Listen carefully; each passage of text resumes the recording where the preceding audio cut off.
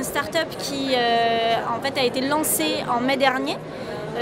L'idée est venue en fait de son fondateur qui s'appelle Christian de Boisredon, voilà, qui a en fait eu cette expérience depuis longtemps du pouvoir vraiment démultiplicateur des médias, et qui trouvait n'était finalement pas utilisé à assez bon escient, parce que finalement il existe ce pouvoir, mais bon, il est plus fait pour diffuser des infos sur la dernière télé-réalité que sur des initiatives concrètes et qui pourraient faire bouger le monde et les choses.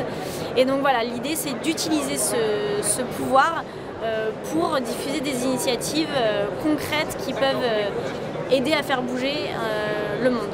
Donc pour la petite anecdote, lui, son histoire fondatrice, enfin sa conviction lui est venue d'une histoire d'un commerçant chilien, d'un commerçant français au Chili, voilà, qui en fait voyait les bidonvilles tous les jours, mais qui ne savait pas comment aider ces personnes dans les bidonvilles.